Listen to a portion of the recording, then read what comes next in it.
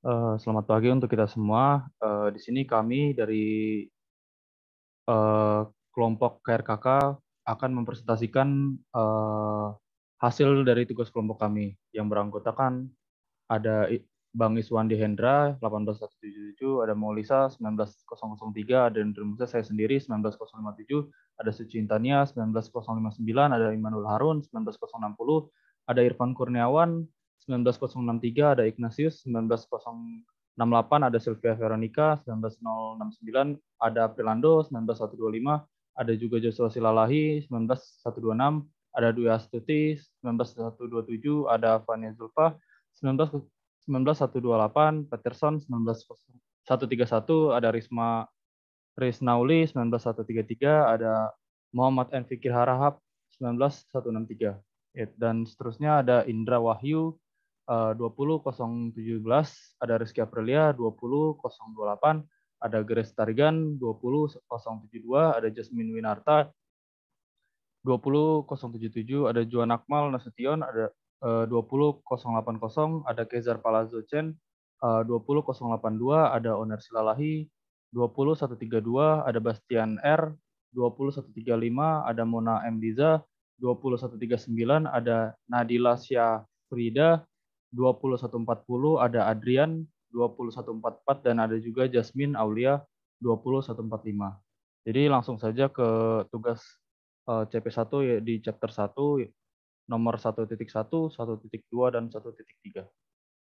Selanjutnya akan dilanjutkan oleh teman saya. Terima kasih Bang. Mengenai soal 1.1 itu mengenai instalasi pengolahan air limbah kota. Pertama, pertimbangkan suatu tempat pengolahan air limbah untuk suatu komunitas kecil di mana air limbahnya memiliki laju alir 32.000 meter kubik per hari yang mengalir melalui sebuah pabrik pengolahan limbah dengan waktu residence untuk 8 jam. Air ini kemudian dibubble melalui tank dan mikroba di dalam tank tersebut akan menyerang dan membreakdown bahan organik yang terkandung di dalam air tersebut. Menurut reaksi, organic waste ditambah O2 dengan bantuan mikroba menghasilkan CO2 ditambah H2O. Feed yang biasa masuk ke proses tersebut memiliki BOD atau Biological Oxygen Demand 200 mg O2 per liter, di mana efluennya memiliki BOD yang kecil sehingga bisa diabaikan. Diharapkan untuk mencari laju reaksi atau pengurangan BOD di dalam tangki treatment tersebut. Berikutnya akan dilanjutkan oleh teman saya. Baiklah, kita akan masuk ke dalam penjelasannya. Nah, untuk menentukan dari laju reaksi yang ditentukan, kita menggunakan rumus RO2 sama dengan mol O2 yang digunakan, dibagi dengan second dikali M⁻³ dari tank. Nah, untuk mengevaluasi dari rumusnya itu sendiri, kita menggunakan rumus T bar sama dengan V per W, atau bisa menjadi V sama dengan T bar dikali W. Nah, untuk bisa dilakukan dengan volume dibagi dengan treatment tanks-nya sama dengan 1/3 hari dikali dengan 32.000 meter pangkat 3 per hari, bisa didapatkan hasil 10.667 meter kubik. Untuk O2 digunakan 200 mg per liter dikali 1 gram per 1000 mg dikali mol dibagi 329 meter dikali 1000 liter per M⁻³ dikali 32.000 meter pangkat 3 per hari. Didapatkan hasil 2 kali 10⁻⁵ mol O2 per hari. Nah, untuk setelah didapatkan O2-nya, kita bisa menentukan laju reaksinya 2 dikali 10⁻⁵ mol O2 per hari dibagi 10.667 meter kubik, bisa dapatkan hasil 18,75 mol per meter kubik dikali hari. Bisa sama dengan 2,17 kali 10⁻⁴ mol per meter kubik kali hari. Terima kasih.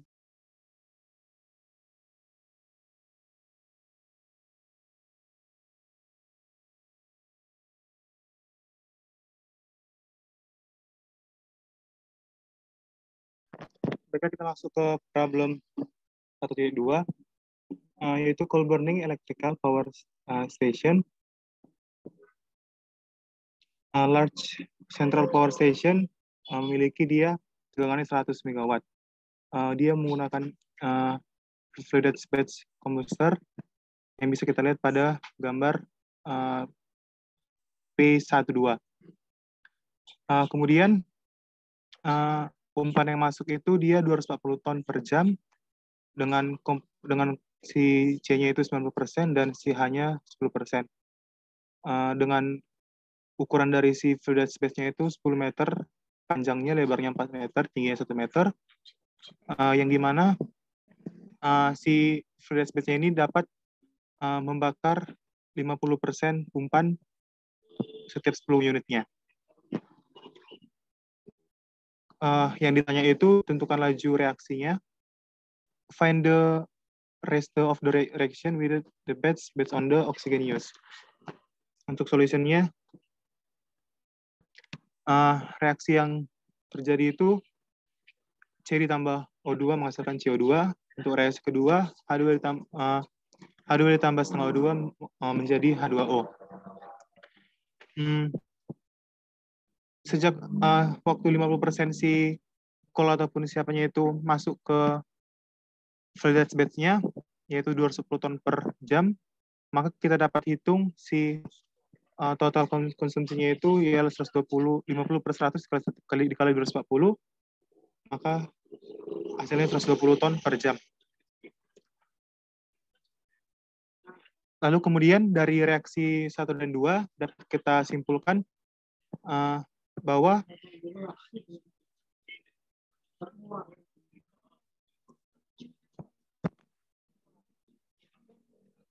si oksigennya layang menjadi hasilnya.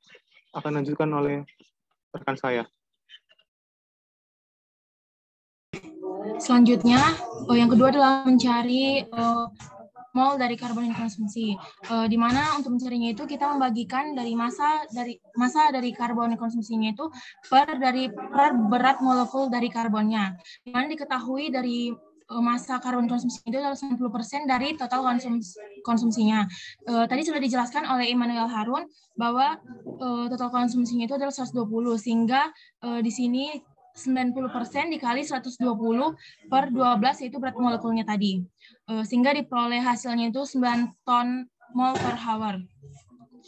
Jadi dari pertanyaan yang telah diberikan itu yang 90% massa karbon dari karbon yang dikonsumsi adalah 90% dari total konsumsinya.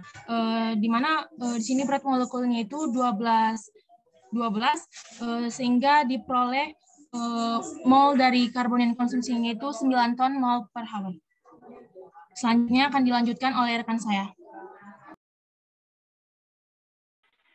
Untuk penjelasan yang ketiga itu yaitu hidrogen dikonsumsi dari pembakaran batu bara yang dilakukan oleh oksigen. Nah, telah disebutkan tadi pada tahap pertama yaitu bahwa reaksinya itu berupa H2 tambah setengah O2 menjadi H2O, di mana hidrogen yang terbakar itu pada batu bara akan berubah menjadi uap air. Nah, untuk perhitungannya sendiri, total konsumsi dari hidrogen itu adalah massa dari hidrogen dikonsumsi per berat molekul dari hidrogen itu sendiri. Di mana pada soal disebutkan bahwa hidrogen yang dikonsumsi itu 10% dari total coal-nya ataupun total batu baranya.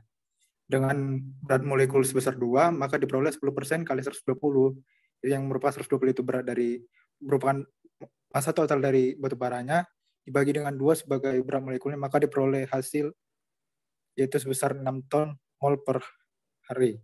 Di mana pada pertanyaan tersebut telah menyebutkan bahwa 10% dari batu bara berupa hidrogen, karenanya massa dari hidrogen secara total itu 10% dari total konsumsinya dengan berat molekul 2 gram per mol. Selanjutnya akan dijelaskan oleh teman saya.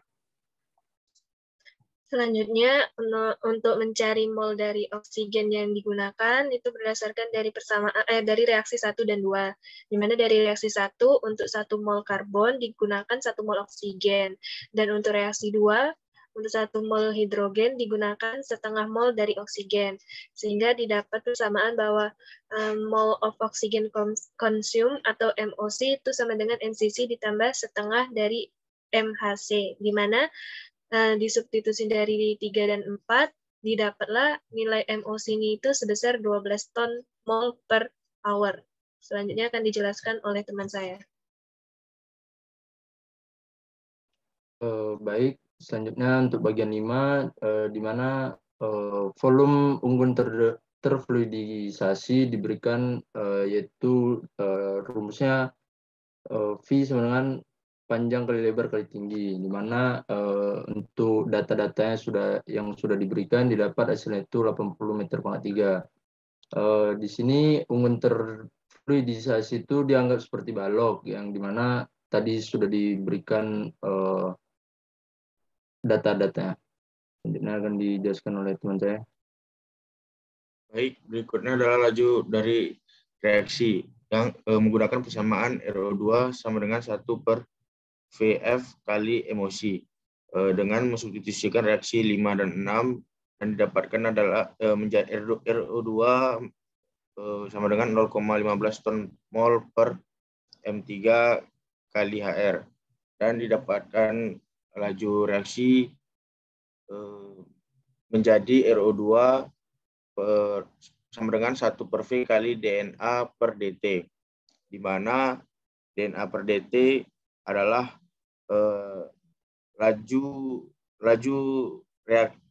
dari perubahan jumlah mol sebuah komponen karena reaksi, dan V adalah volume dari fluida, dan didapatkan adalah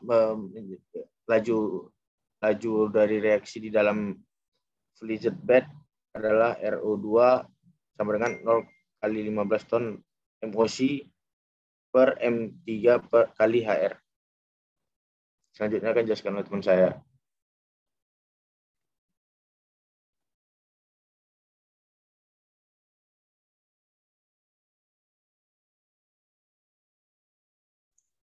Baik, kita langsung ke bagian 2.22.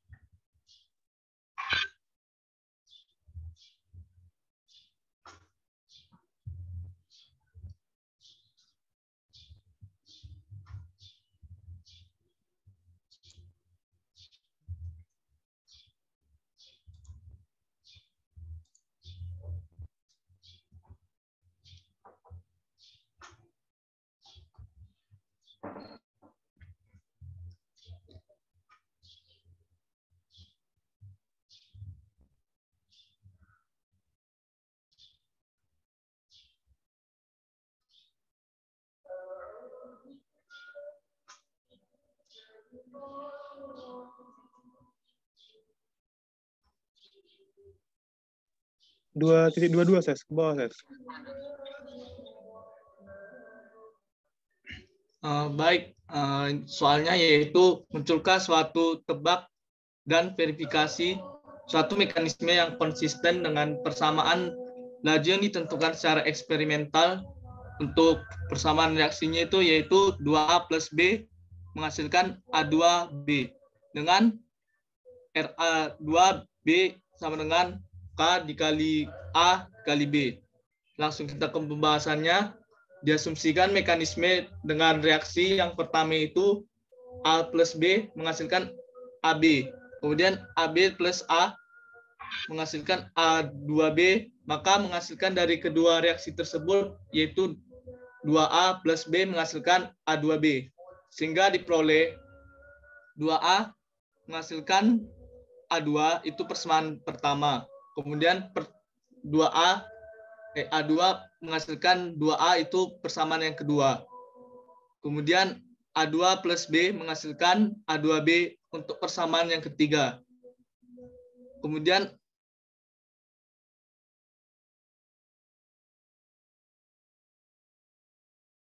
ketiga dan keempat. Laju pembentukan R dalam kurung A2B adalah R A2B sama dengan K dikali A2 dikali B dikali KY dikurang KY dikali A2B untuk persamaan yang kelima.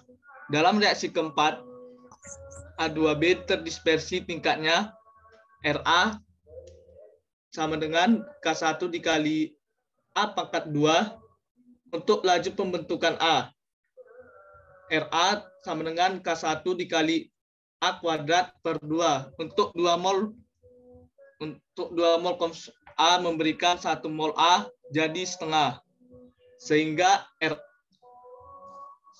RA2 sama dengan K1 dikali A kuadrat per 2 dikurang K2 dalam kurung A2 dikurang K dikali A2 plus kali B plus K A2B. Maka di manakah R A2 sama dengan 0. Jadi akan dilanjutkan oleh rekan saya. Jadi 0 sama dengan K1 kali dengan A kuadrat per 2 dikurang dengan K2 kali dengan A kali 2 dikurang dengan K3 kali dengan A2 kali dengan B tambah K4 dikali dengan A2B. Maka kita pindahkan ruasnya menjadi K3 sama dengan A2 kali B, K3 kali A2 kali B tambah dengan K2 kali A2 sama dengan K4 kali dengan A2B tambah dengan K1 A kuadrat per 2. Oke, setelah itu kita hitung, maka akan didapatkanlah A2-nya sebesar K4 dikali dengan A2B ditambah dengan K1 kali dengan A kuadrat per 2 per K3 kali B ditambah dengan K2. Kemudian masukkan nilai A pada persamaan 5 sehingga didapatkanlah RA2B sama dengan K3 kali dengan K4 kali dengan A2B tambah dengan K1 kali A kuadrat per 2 per K3 kali dengan B tambah K2 kali dengan B dikurang K4 dikali dengan A2B. Maka didapatkanlah hasil dari RA2B sama dengan K3 kali dengan K1A kuadrat per 2B ditambah dengan K2 K4 A2B per K3B ditambah dengan K2.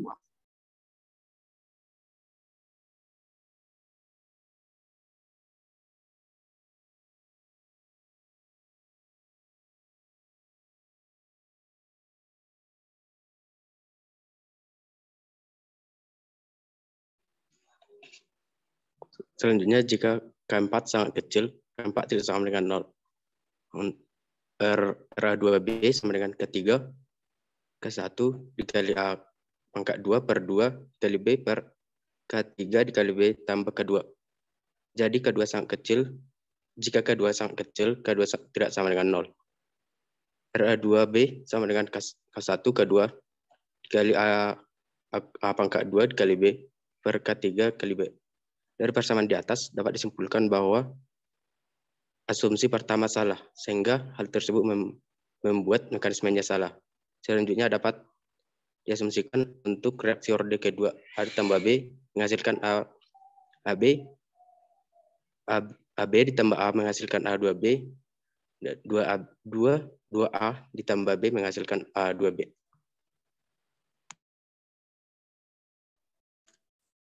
Selanjutnya, di mana 2A ditambah B menghasilkan AB dan A ditambah B menghasilkan AB untuk persamaan yang kedua. A2 ditambah B menghasilkan A2B untuk persamaan yang ketiga dan A2B hasil dari A2 ditambah B untuk persamaan yang keempat. Dari reaksi 3 dan 4 tadi pembentukan RA2B yaitu RAB sama dengan K1 kali A dikali B dikurang K2 dikali AB dikurang K3 dikali AB dikali B ditambah K4 dikali A2B, di mana R kali AB sama dengan 0 sehingga 0 sama dengan K1 dikali A dikali B dikurang K2 dikali AB dikurang K3 dikali AB dan dikali B ditambah K4 dikali A2B. Diperoleh hasil AB-nya sama dengan K1A dikali B ditambah K4 A2B per K3A ditambah K2. Selanjutnya nilai dari AB ini dimasukkan ke dalam persamaan 5 menjadi RA2B sama dengan K3 dikali K1 kali AB ditambah K4 kali A2B per K3 kali A tambah K2. Lalu dikali A dikurang K4 dikali A2B.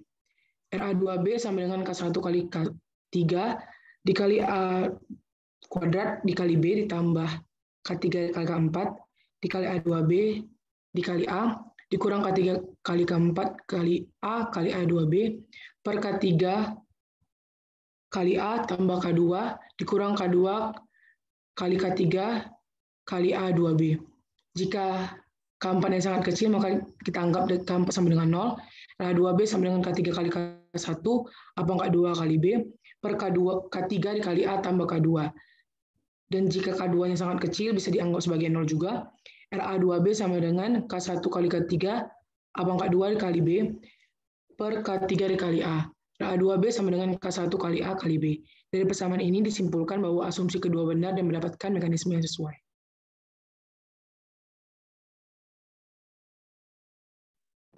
Baiklah, mungkin tidak bisa soal kita bahas semua. Oleh karena itu, tibalah kita di akhir diskusi kita. Oleh karena itu, dari soal-soal yang sudah kita kerjakan ini, bisa kita ingat dan bisa kita pelajari lagi. Dan juga harapannya kita dapat menyelesaikan C1 ini dengan baik. Izinkan kami untuk menutup diskusi ini. Last but not least, terima kasih sudah mau memberikan perhatiannya dan kerjasamanya untuk diskusi ini. Mohon maaf jika banyak masih kekurangan, karena sejatinya sempurna itu hanya milik Andra and the Backbone. Terima kasih, sampai jumpa kembali. Selamat siang, saya kembalikan kepada moderator.